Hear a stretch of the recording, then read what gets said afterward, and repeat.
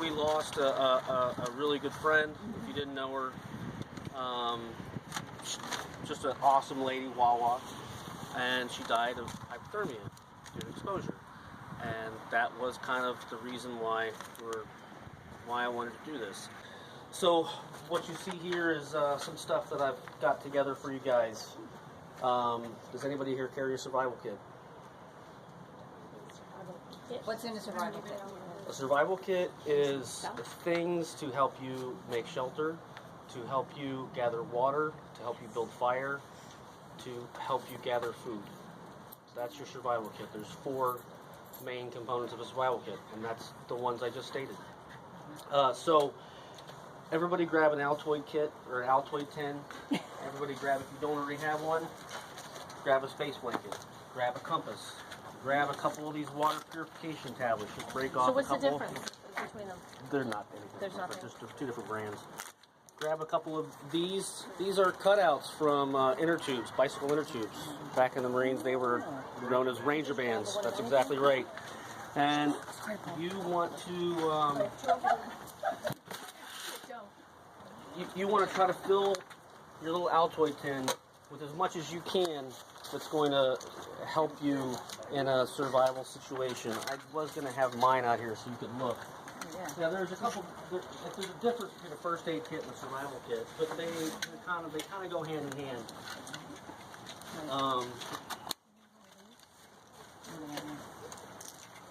So that little red pouch. I got some of the things. Red pouch. So what do you do, 2 of these? That's my first aid kit. Oh. This is my survival kit. This is my Altoid tin. I'm like, there's nothing in it. I'm not putting. Well, I'm giving you some stuff here to put in it. Right. So So excited. the reason I have the Ranger bands is because my survival kit is packed too tightly to get everything in. So I have some first aid stuff in here, water purification stuff. I have a flint and steel for starting a fire. I have a little fishing kit that's called liquid skin, so it's like a band-aid. That's called fatwood, which everybody take one of those. I don't have enough to go around, but as it turns out, I probably do have enough to go around. That will help you start a fire, and I'll show you that as we get off into the woods. That is just some copper wire that you can use to set snares to catch food. There's a little anti-diarrheal pill.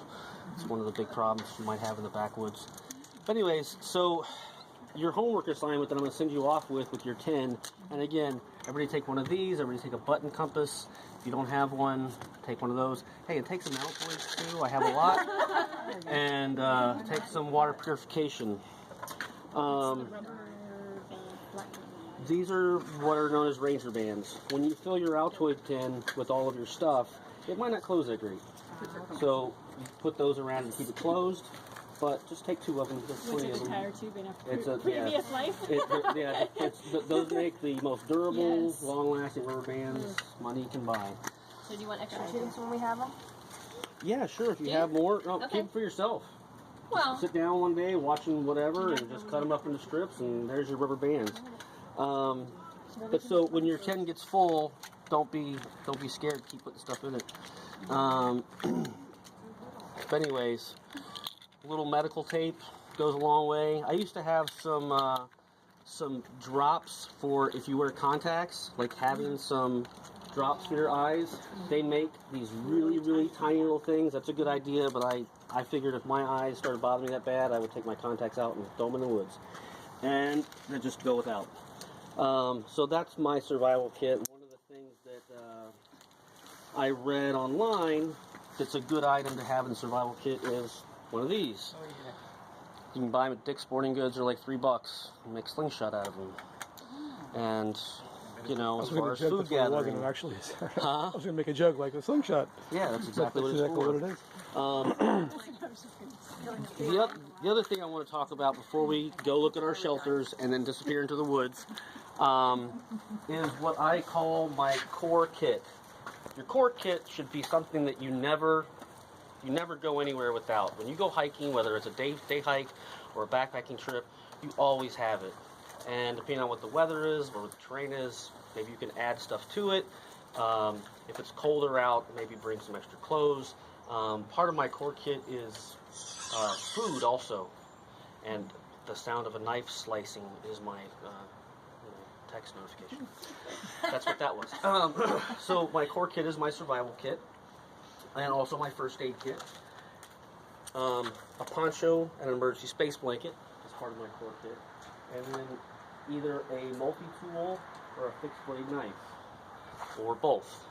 I bought this knife just this past week because I wanted to show you guys. This is considered by a lot of the bushcrafting community to be like the best bushcrafting knife for the money, because plastic case, nice, grippy handle. It's a carbon steel blade, which is important for using your striker. And by the way, on your strikers, this black coating right here, once it comes off, it'll strike better. Until then, it's not going to strike that great. But once you get it all off, having a carbon steel blade is important for using your striker. Stainless steel blades don't work as much. But once the black comes off, it'll scrape better. Anyway, the other aspect of this knife that makes it... I'm sorry, can you say that again? What blade's better? Carbon steel. Carbon steel. The other thing that makes this a good bushcrafting knife is, again, for the money, this was $17. And the other one was custom made. Well, whatever. But for the money, like if you go on any kind of bushcrafting, survivalist sites, they talk about these knives like crazy. And it's because they're durable. Pass that around. It's durable. And there's one right there. And they're well made. They've been making them for a long time. And they're cheap. Pack that I want at EMS. No kidding. All kinds Nice. of stuff in there and I've never used it. It has the ferro rod already. Back to the core kit. Back to the core kit. The idea here is to make sure that is part of your core kit. So I should carry it. Always. Okay. It's, to me, carrying your core kit is like wearing a seatbelt. Like if you go up to Giant to buy a gallon of milk, do you wear your seatbelt? If you travel across country to San Francisco, do you wear your seatbelt? Right. You always wear your seatbelt. This is your seatbelt. Those things down there, this is your seatbelt. And you're not going to learn all this today, but you go out into the woods with this kind of stuff, and the shit hits the fan, and you're wet, and you're cold, and you're hypothermic. So you can at least get through the night until help can get to you with this stuff, okay? Like, survival kits should consist of 4 things. And I went over some of this before, but it doesn't hurt to hear it over and over again. The 4 separate things are shelter building, water gathering, food gathering, and fire building. The importance of all those things, they're equally important. Oh, wait a minute. I have a question for you guys that I forgot to ask. It was supposed to start at the beginning, but everything got thrown out of whack. So, I want you to think about this, and you can give me your answer later. What do you think the #1 most important tool for wilderness survival is? Just ponder that. #1 most important tool for wilderness survival. We'll talk about that later. Like water gathering and shelter building are probably the 2 most important of that group. But getting back to your little 10, so you should try to find stuff in there that will help you purify water. I gave you out the tablets. Starting a fire. You have the strikers and you have that fat wood, and maybe when we're up there I'll show you a little bit about the fat wood. I have some snare wire in my survival kit, which in one of our classes we'll talk about maybe setting some snares to catch little critters if you're not a vegetarian. My core kit is a first aid kit. Does everybody carry a first aid kit when you're hiking? Minimal. Show of hands who does not carry a first aid kit. You should always carry a first aid kit. And it's not just about you, it's about people that you hike with. If we have some kind of bad thing and you can all pool our resources and all our survival kits, like all the better. And the survival kit. Again, my example that I said earlier to everybody was you should always carry a survival kit just like you always wear a seatbelt. Like you wear your seatbelt when you go like a half mile to the grocery store for a gallon of milk, right? well then you should always carry your survival kit. And a tarp or a space blanket is another part of your core kit. So again, your core kit should be a first aid kit, a survival kit, a tarp or an emergency space blanket, and a good knife or a multi-tool. Like those things should be in your pack every time you leave to go into the woods. If it's for 5 miles, if it's for 3 days. If you have it and you don't need it, who cares? If you need it and don't have it, then someone might care. Maybe you. They're elusive. But anyway, the amount of information on this kind of stuff is vast. And so go online. Just go online and Google Altoid 10 Survival Kit. And you'll see all kinds of cool stuff. And it will become, it did for me, it became like a game. Like throughout your day, you'd see stuff like, ooh, that looks good. And then you'll put stuff in there, and then you'll take stuff out, and you finally settle on something. Let's talk about some of the symptoms of hypothermia. Anybody ever been in the cold and shivering uncontrollably? Pretty much probably everybody? No? Sucks. Anybody ever been attacked by a bear? Paul raised his hand. Sorry, I got confused. Anybody ever been What's a bear? struck at or bit by a snake? Stalked by a panther? I don't know. No? As in everybody? Probably. Well, yeah. If you were stalked successfully by a panther, you wouldn't be here. So none of y'all have ever experienced that thing, but more than what would you say, 75-80% of y'all have, experienced uncontrollable shivering. Well, then you had hypothermia. That's the first symptom of a mild hypothermia. But we go into the woods and we're worried about bears and snakes. Hypothermia, up until very recently, was the #1 killer of people spending time in the backcountry. But #1 is falls. And that's mostly due to the increased interest in rock climbing, mountain biking and stuff. But up until very recently, And selfies. And selfies. So bear attacks is way, way lower on the list. But that's we think about stuff like that. Hypothermia is they call it the silent killer, because a lot of the symptoms, that's just basic stuff. Like, okay, I'm cold. But if you don't address it quickly, it turns from, mild, I'm just going to read them off. Dizziness, said shivering, dizziness, hunger, nausea, faster breathing, trouble speaking, which I know all of you have troubles with this. Lack of coordination, fatigue, and increased heart rate. That's all basic stuff. I'm out hiking. Of course I'm hungry. Of course I have an increased heart rate, my faster breathing. And in the cold weather, you don't even notice that kind of stuff. And if you're not aware of it, then I'll just tell you, the #1 most important survival tool that you have with you at all times is you. It's your brain. It's your patience. It's your state of mind. It's your attitude. And yeah. So when things start to go bad, to not panic, to try to draw on stuff that and a lot of the stuff is kind of common sense. To not overreact, to stop, to settle down. Those need to get run over anyway. So let's get into something beyond mild hypothermia. So as your hypothermia becomes worse, all that shivering stops because your body has lost the ability to rewarm itself. Because that's what shivering is. You're trying to rewarm yourself. So if you find that you're shivering because you're cold and all of a sudden it stops, bad.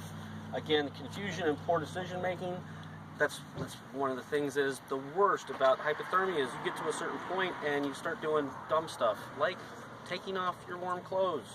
I found out just recently that a lot of times victims of hypothermia are initially thought to be victims of sex crimes because you find people dead for no apparent reason, half naked. And so they're like, oh, it's a sexual assault, and then find out no, it's just death from exposure, and they're shedding clothes as they walk. Drowsiness. When I was in the Marines, we used to talk about this thing called a cocoon stage. To watch your buddies when you look over and you're working around camp, and your buddies over there huddled up and just not wanting to move. That's bad. You need to get up, move around, get involved. slurred speech, lack of concern about one's condition, and progressive loss of consciousness. You know, that's severe stuff. But the things to look for is, you know, someone's cold. You saw them shivering. Now they're sitting still, not shivering, like curled up in a ball. You need to get that person warm. You got to be careful with people when you get them warm. If you try to warm someone too fast, suffering from severe hypothermia, they can have a heart attack because their body reacts too quickly to the too sudden rise of temperature. In severe cases of hypothermia, don't try to warm their extremities. Just focus on the torso, the groin, the neck, armpits. That's the area to focus on. Leave the extremities alone. One of the things that can happen is if you're really cold and you're rewarming your extremities, all of a sudden this warm blood comes rushing into your cold heart, and again, a heart attack. Very carefully move people around, trying to move people suddenly, as little as possible. If you can, set up something right there where they're at to try to warm them. Everybody's probably heard of, you like snuggle with someone to share body heat. If someone's wearing wet clothes, remove the clothing. If you have to cut the clothing off, do that rather than move people too much. Warm compresses. You know, if you have the ability to warm up a bottle of water, that's a great way to try to warm someone up. And again, like place it on their chest, place it under their arms, but like wrap a shirt or a towel around it so that it's not direct contact with somebody. Rewarming someone with extreme hypothermia is not something to be taken lightly. Like, it's something that they do very, very slowly in a medical environment. But trying to do it in the backcountry is, you gotta be careful. Like, the slower the better. Like, you want that person to be removed from the cold environment, to like no wet clothes on anymore, and as slow as you can, try to bring their body temperature back up, because they can die of shock and stuff. I have a question. Not to stall for time, but we were talking about the other day, and you taught me this, and I didn't know, that if you're kind of lost and it's really cold out, my first inclination is to just keep on moving, thinking I'm almost there, but you said don't. Like, if I get to the point where I'm pretty cold, but I want to keep moving because movement keeps me warm, but I also don't know how far it is to where I'm going. It could be a mile, it could be two, for that situation. So one of the things that I've thought a lot about in regards to Wawa is what a strong and confident hiker she was.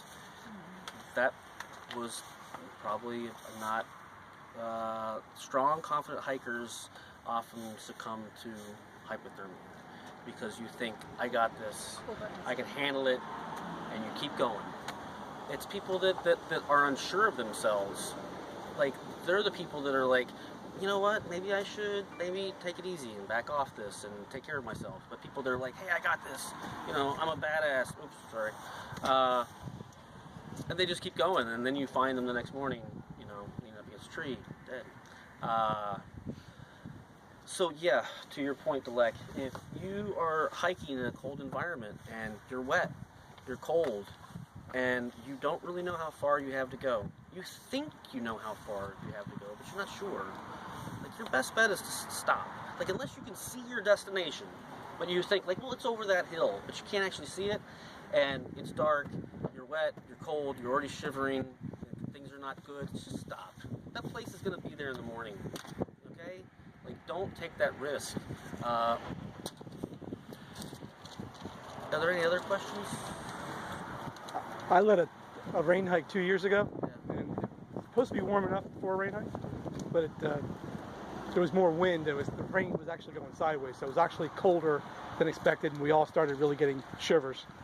I found a quick exit to get off the hike quicker than originally planned, and then, you know, the drive home, I was shivering like crazy. When I got home, I jumped right in the shower, and it was like burning. So I probably shouldn't have tried to warm myself that quickly in a hot shower, right? Probably not a hot shower. Like, okay. It seems like counterintuitive, but if you had gotten to, like, maybe even a cold shower, and then slowly ran the temperature up so that you're not shocking your body.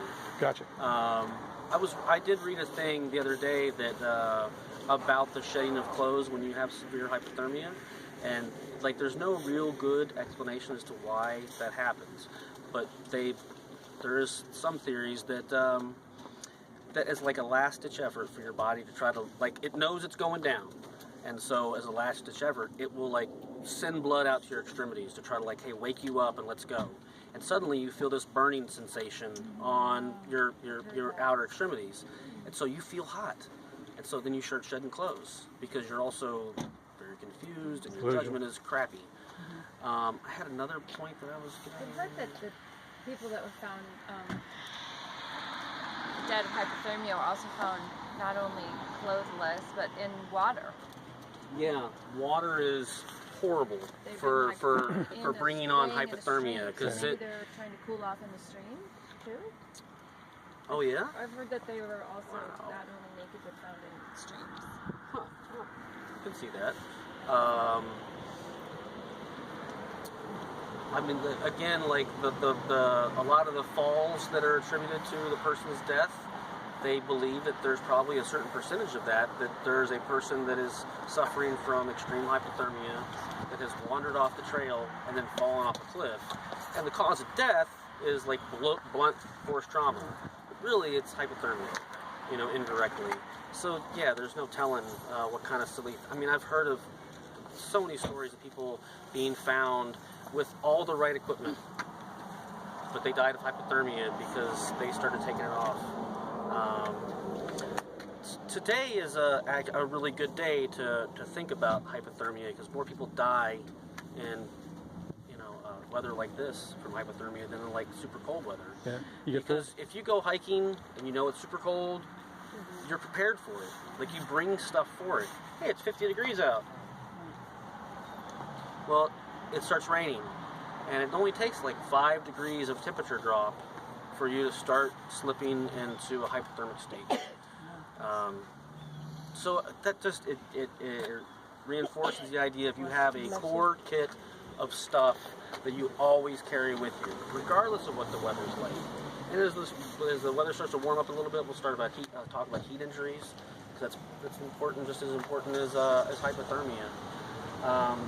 So if you get anything out of this, discussion, the next time you go hiking, like, take some stuff for a reason. Take things that you don't necessarily need, that you don't want to use, but you bring them because you might have to use them, or someone else might have to use them, and that's, it's worth carrying the extra bit of weight. This piece of gear right here, the heat sheet and poncho, that's part of my core kit. I always take it with me. I mean, it doesn't weigh very much, and there's no reason to not have it, really. Because, I mean, if you don't use it, so what? But if you need it and you don't have it, like, that's bad. So, this is a pretty basic shelter. It's just a lean-to. And again, like, your hiking poles, it's also a great piece of survival gear. Because that's been used to stake out your shelter. Here again, it's used to stake out your shelter. And this is another one of my hiking poles, also used to stake out your shelter. So, again, pretty basic setup. All the stakes that are used on these shelters I just gathered in the woods. They're just sharpened sticks. This is just to give you an idea of something you always want to do with any kind of survival shelter if you can, is to gather anything you can, whether it's dry leaves, grass, whatever, and make a layer to lay on, because the ground is going to absorb some of your body heat. And if you're already cold, you want to try to get yourself away from the ground as much as you can. This is fine for keeping the rain off of you, but if you're really cold, like these two shelters are better, because it's going to help contain your heat. If this was like a real survival situation, you were really using this, you'd want to make it like as low as you can. Any of this kind of extra space on the sides, you want it as low as you're able. One of the things you can do is actually dig like a little trench. Stick the edge of your shelter into the ground and then cover it up so it's completely sealed. You take your pack, anything you can, and seal it off. And like this one is, sealed off at the one end, only open on the other. These shelters aren't meant to be comfortable. They're meant to help you survive the night. So yeah, the lower they can get, the more it's going to keep your body in. If you're already cold, you get inside of your shelter with leaves or grass. If you have nothing else to help insulate you, use whatever you can find. This is a heat sheet, but it's a bivy bag. It's like a sleeping bag. Yeah, I like This, without doing anything to it, is its own survival shelter. Like, you don't have to do anything. You just get in it and, you know, try to keep yourself warm, you know. We're going to talk about some other... yeah, what's up? How does that compare to like the emergency blanket? It's the same thing. It's the same material. Okay. But But the it's emergency in a space bag. blanket is just one long sheet like that. So we're going to take our class off into the woods where it belongs, and we're going to talk about some more stuff. So you don't have grommets on your tarp here. So a stick or a little rock of equal size, tuck it into your tarp using your parachute cord. Look at that. Wrap it around, and now you have a good anchor point, and you're not tearing up your tarp in the process. Look at that. That's freaking awesome. We good? Wow. Didn't tear the tarp. Got a nice anchor. And it's stronger. You can pull it tighter. So then what do we So- do? What's the next step? That's up to you. Y'all saw the shelters that I had set up? Yeah. So we get little sticks for stakes. Use your imagination. Okay. Use your hiking poles. Okay, Get a yeah, little we're in. elevation. You can take this back to talk with Annie about. One of the nice things about parachute cord is you have X number of feet. Well, it's not just one piece of cord. It's 8 pieces of cord. Ah, interesting. So this is, you know, commonly referred to as gutting your parachute cord. So you take the outer nylon. It's like stripping a wire. Yeah. But you got to make sure both ends are cut. If it doesn't work. Oh, okay. So you can pull it out. Yep.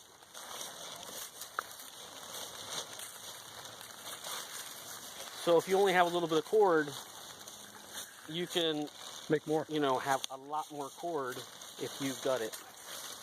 I'm gonna let you keep doing this. Trying to help other people, but if you pull all of this out, you can use each individual piece as cord to tie down your shelter. Tie it in or not. Either one of you have a knife. I don't. Sorry, we're ill prepared. Please don't cut yourself. That's why we came here. Now you're going through all this process of erecting your tent, setting up with stakes, staking things down, all that. Okay, the weather is coming on you. Here comes the weather. Here's your survival tent.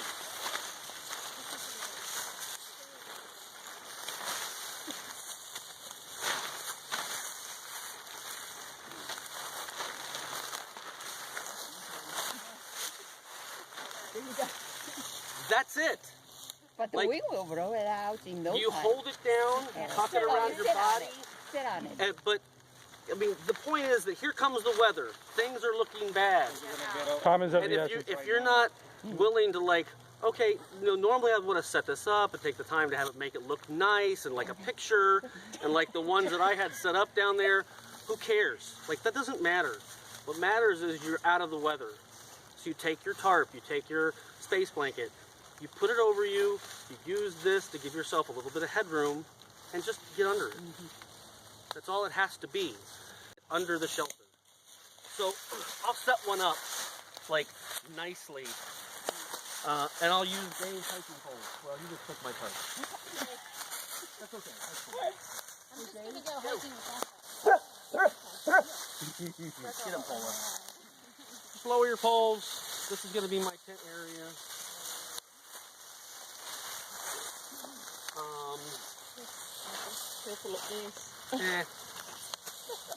Extra insulation. So, okay, I saw everybody doing this, and this is great. You want to like measure your area with your thing. It's fine. Don't worry about it. I got this. I'm gonna do this all just on my own, as if this is what you have to do. No one's gonna be helping you. Okay, now pretend that you have a All right, one-handed. Ready? I'll put this in my mouth and try not. You know the guy from What's the name of the guy that, on the TV show? He did one time, he did an episode with it, like, pretend that he had a broken arm. Oh yeah, was this Les Stroud that did this? Yes.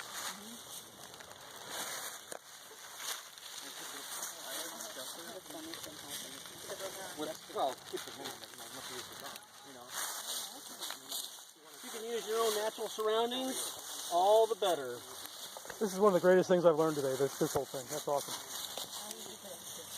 And the other thing he did with the little piece of stick. Little piece of stick. Did everybody see this, what I did here? Because when I walked up to do this, I had no idea how I was going to... look over here. I was ready to poke a hole through my tent.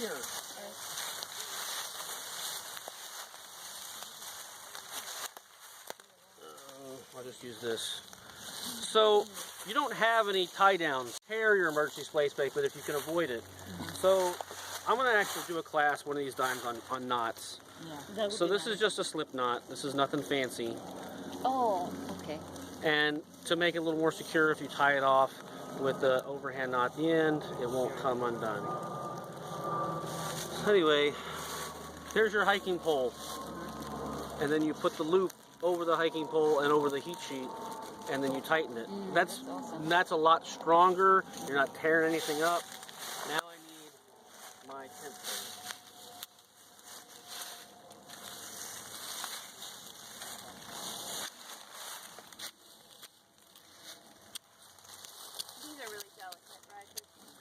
They're a little more durable than you'd think, but they're a little delicate.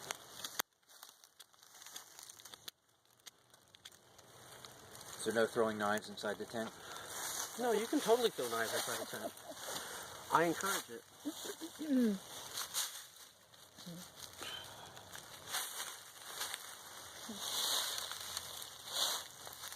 So, by putting your stake in first, and then kind of tie around it, you can add tension.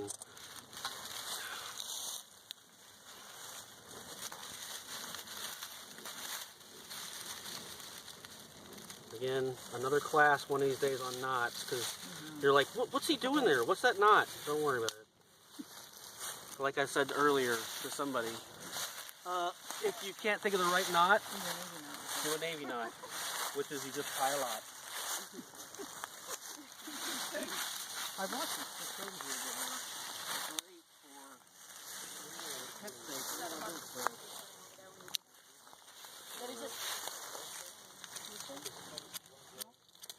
They were these really nice straight sticks that I picked up and brought over here just for that purpose, and now I can't find them.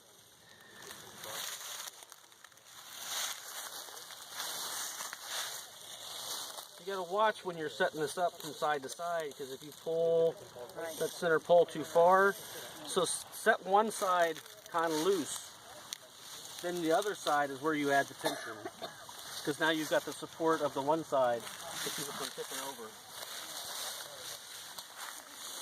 Now, Michael, I have one of those space blankets you gave us today, but I've never taken it out of the box. Like, how big do those things open up to? I think they're like, I don't know, 8 by 10 or something like that. About this size?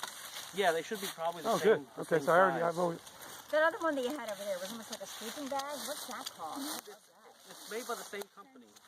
And it's Blue like, sheets? Okay. yep, it's, Isn't that this one? I thought this was the I bag. think they call it an emergency bivvy sack. Oh, bivvy sack. That was it. Yep. Okay, that was really cool. You can get them usually for between $2 and $4 if you happen to be walking through Target or Walmart, go through the camping section.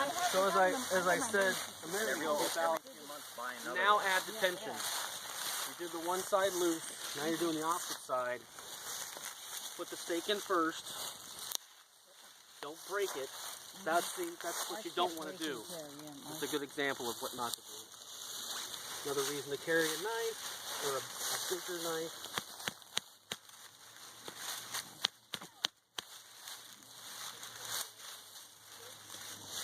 I noticed you haven't mentioned duct tape yet. I always keep hearing duct tape is like one of the key things to have. I have it wrapped around my pole. You can use that for anything. I just peel it off.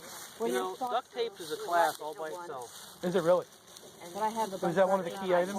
Is that one of the key items we all should have? No, I'm doing what I said earlier, Navy knot. I know, yeah, I know. Yeah. I had it wrapped around my hiking pole. That way I don't have to carry it next to it. So now you've got the good tension that you want on your shelter. And I mean, the reason that you want the extra tension is like wind protection, rain protection. It's not going to puddle in a loose shelter. Rain will puddle. You do the same thing on the other side, or And it should another. be on a hill, right? Huh? You should be on a hill, so the rain. That's site selection is a whole other conversation. Like, you don't want to be down low if there's a lot of rain. You want to be up high. But even if you're up high, if you find yourself in like a little depression, you don't want to be in a little. You have to pick a decent spot. But getting out of the weather is your primary concern. Like some of this other stuff is secondary. Don't be down in an old creek bed. No. Okay. So you would just do the same thing over here, but you did up there, and there you go. Awesome.